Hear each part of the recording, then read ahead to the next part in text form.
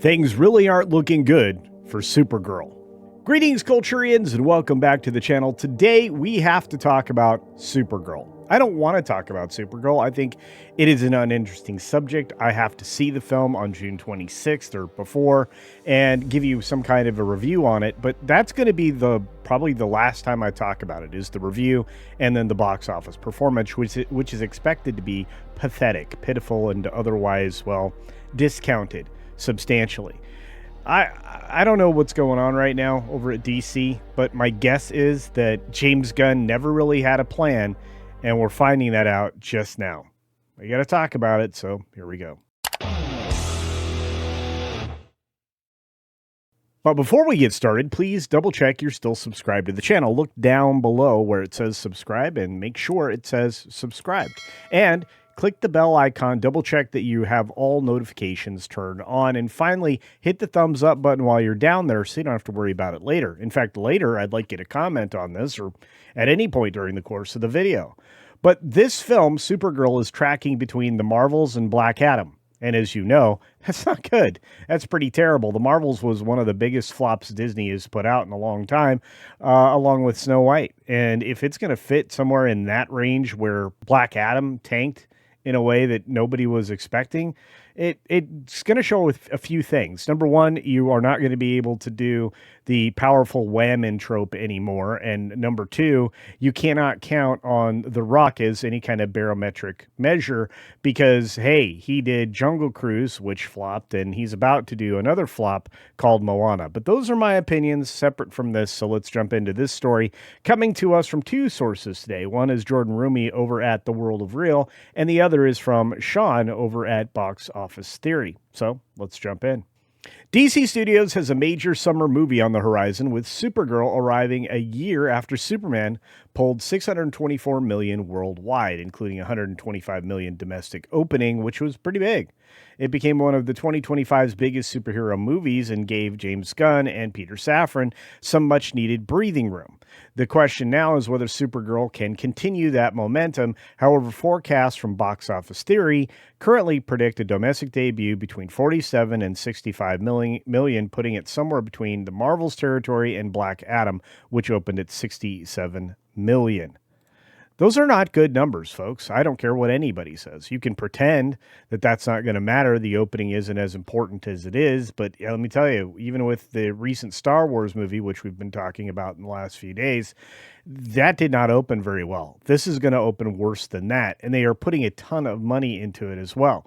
They've got reshoots galore. They've got a whole different range of marketing campaigns. And they haven't really settled on what they want the film to be in the end. There's no set edit as of yet, and this is coming out in June. We're closing in on it, folks, and we're only a month away at this point in time as of when you're watching this, June 26th. It's not looking good. In fact, the film's being squeezed between major family blockbusters, including Toy Story 5, Minions and Monsters, and Disney's live-action Moana, which looks awful. Sorry, saw the trailer, and it's not going to be good. It really isn't. The main issue, of course, is surrounding the film is the marketing campaign just hasn't generated much excitement. That's right. People might be aware, but they don't care. And that's a problem for a film like this.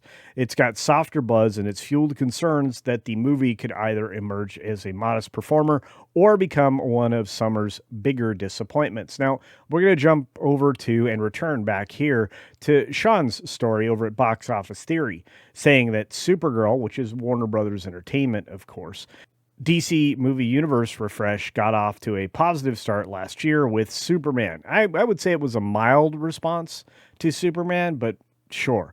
Miley Alcock's Kara appeared in a very buzzy cameo. Not really, just a drunken one. Not something that people really wanted to see. Anticipation for the first big screen Supergirl film since 1984 is notable among DC fans. Who? Who are you talking to, Sean, that was looking forward to this or wanted this or desired this to show up in their feed? I don't know anybody. Many fans are eager to see Jason Momoa's turn at Lobo, and that I can believe. It kind of looks like he was born to play that role. So Momoa himself could bring a minor boost and appeal among female moviegoers. Well, Joy though the recent Aquaman sequel notably declined in a precipitous way from its predecessor's box office, mostly because at that point Zack Snyder's universe was being killed off slowly by the powers that be at DC and Warner Brothers at the time, which are all being replaced now that Paramount's acquiring them. Unfortunately, female-led superhero movies have a mixed history. No, they don't. They've had two significant upticks in Wonder Woman and Captain Marvel. In Captain Marvel was a bait and switch for the audience, thinking that it was irrelevant to anything that would follow it, which would have been, of course, the entire Endgame debacle, which I still feel like was one of the most expensive films to make in history and maybe not as successful as many people want to believe. But then you had things like Black Widow, Birds of Prey, The Marvels, and Madam Web, which have fallen short of the box office standards for varying reasons. Yeah, they were all pretty awful. Birds of Prey was terrible. The title was a mess. The Marvels was absolutely disgusting, of messaging everywhere. And Black Widow was like 5 years too late. You get all the way to Madam Web and you realize that that wasn't as much about Madam Web as it was trying to spread out a Spider-Man universe that Sony is desperate to make bigger because they want to make more of the profits from Marvel. So this is a very competitive summer across multiple demographics. That's true. You've got, of course, Toy Story 5, 5 days before Minions and Monsters, and 2 weeks before the female-driven Moana remake. In other words, there's going to be a lot of family fare out there, and Drunken Supergirl isn't among that. Superhero films are not a novelty they once were more than a decade ago. While recent trailer sentiment for this particular film has produced some mixed reactions, ultimately, Supergirl's own reception will be important toward determining its long-term performance. Comparisons to Guardians of the Galaxy, like stylistic visual choices and color palettes, have drawn an array of opinions, and mostly negative if you're paying attention. In fact, the comments section for these articles are overflowing with people saying just how negative this is headed. But let's jump back over to Jordan's article. But before we do so, consider this.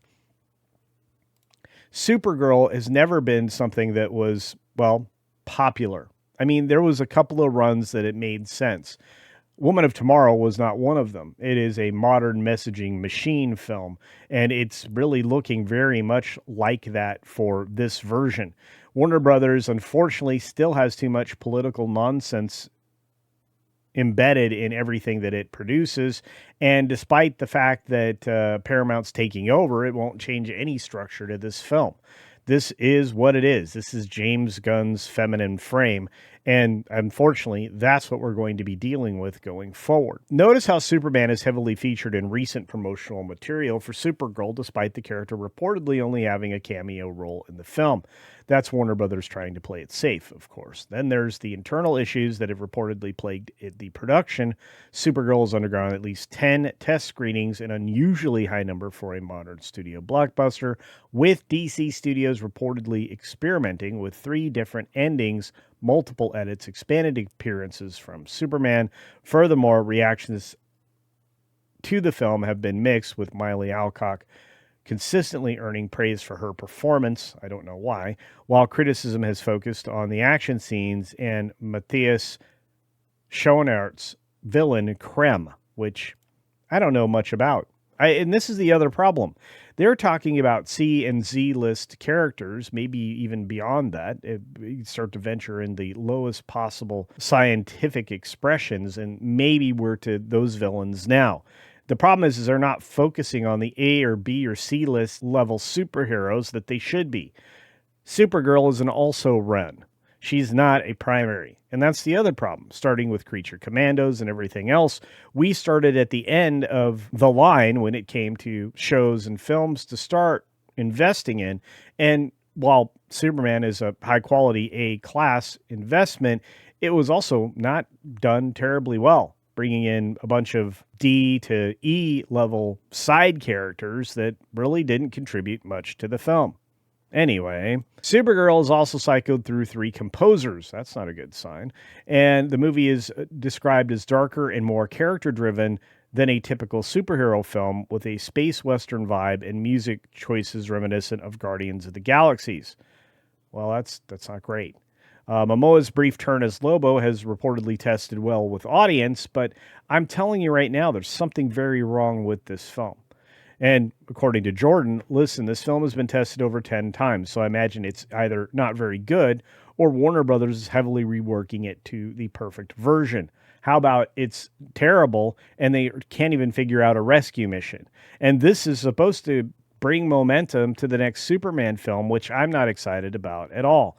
And just for fun, we got to go down to the bottom here and look at some of these comments. This is from Gunk saying James Gunn clearly didn't read the room correctly when his first order of business was greenlighting the Creature Commandos. Well, I agree with that. Gunn loves the real weirdo outsider fringe of comics. He's very talented and certainly spun Guardians of the Galaxies into gold. But with that approach, it'll be surprised if he could do that again. I don't think he can. And it just keeps going. Look, no Wonder Woman, no Batman, no Flash, no Aquaman, no Justice League, but multiple movies and TV series about Z-list villains nobody's ever heard of. And that's the other problem, right? Is trying to focus in on the things that win you the virtue signaling awards, but don't actually earn you money in theaters. And we'll scroll down through a few more of these because it's pretty wild.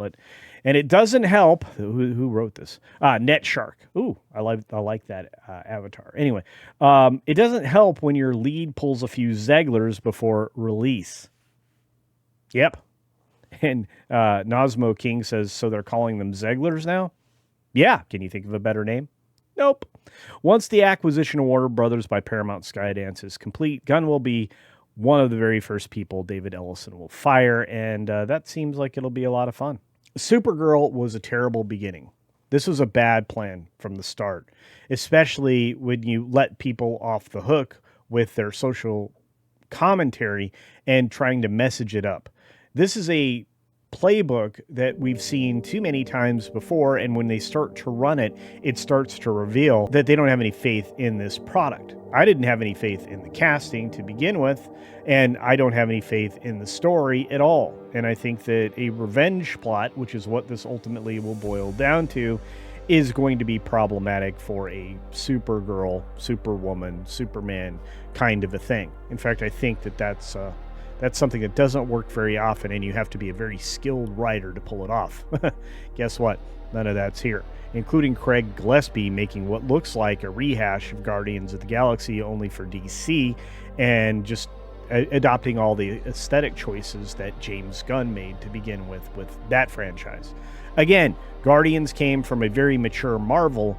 DC doesn't have anything to reach back to draw from. That's a real problem. Anyway, those are my thoughts on this. I do believe that this particular adventure with Supergirl is going to backfire exponentially. I think the film, as I've said before in previous videos, is going to lose a ton of money. And I think that people just are genuinely uninterested in this character to this level. This could have been a TV show, but it certainly wasn't a movie. Anyway, let me know your thoughts down in the comments section below. And as always, be sure to take care of yourself, take care of others, and until next time, see ya. Hopefully, not at the Supergirl movie.